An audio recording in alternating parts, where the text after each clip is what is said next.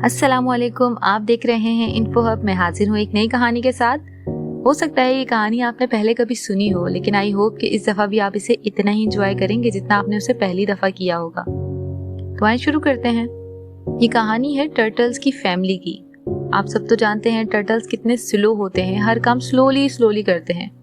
शायद इसी वजह से इनकी एज 150 इयर्स के आसपास होती है। टर्टल्स पिकनिक प्लान करते हैं। इस पिकनिक को प्लान होते होते 7 साल का अरसा लग जाता है और उसके बाद क्या सामान लेकर जाना है, क्या खाने की चीजें लेकर जानी है, उन्हें पैक करते करते मजीद 2 साल लग जाते हैं। पिकनिक पॉइंट पे पहुंचते पहुंचते मजीद 3 साल लग जाते हैं और वहां जाकर सामान सेट करने और खाने को खोलने में मजीद 6 महीने लग जाते हैं। इस लंबे अरसे के बाद जब वो खाना खोल के देखते हैं तो उन्हें पता चलता है कि जनाब वो तो नमक ही लाना भूल गए हैं। नमक के बगैर खाने का क्या मजा आएगा।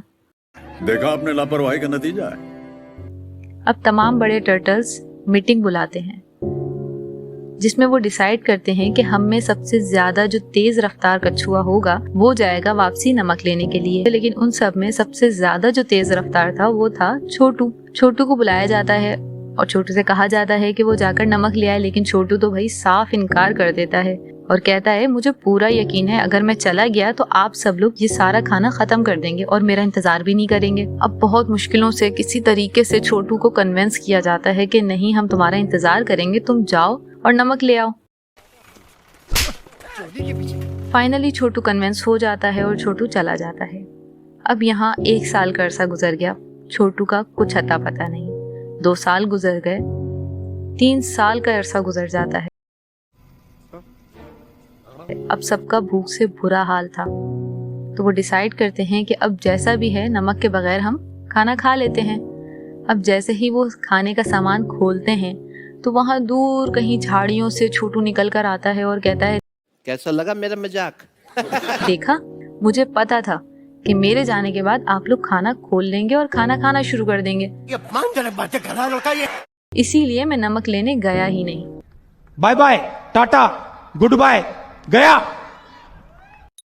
अब इस कहानी से वैसे तो बहुत कुछ सीखने को मिलता है, लेकिन मुझे जो 2 चीजें बहुत अहम लगी इसमें वो मैं आपसे शेयर करती हूँ और आपको भी इस स्टोरी में जो जो लेसन मिले प्लीज कमेंट में हमें जरूर बताइएगा। मुझे जो इसमें लेसन समझ में आया, अकॉर्डिंग टू साइंस, कि जैसा हम सोचते हैं हमारे साथ वैसे ही होना शुरू हो जाता है।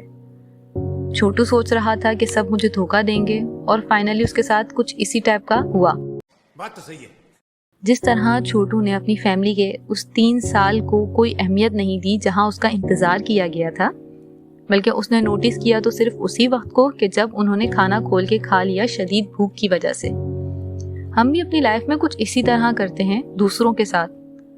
हम उनकी लाइफ की पूरी स्ट्रगल या कह लें कि जो उन्होंने हमारे साथ अच्छा किया उसे नोटिस नहीं करते, लेकिन जहां उन्होंने एक गलती कर दी या कुछ एक बुरा कर दिया तो हम उसे पकड़ के उसकी इमेज बना देते हैं कि आप तो ऐसे हैं, आप तो ऐसा करते हैं। इस चीज को हम नोटिस नहीं करते कि हमारी इस हरकत से, हमारी इस जजमेंटल तरीके से किसी को कितना ज्यादा हर्ट होता होगा। हमें जरूरत है अपने आप पे काम करने की, ना कि दूसरों पर काम करने की।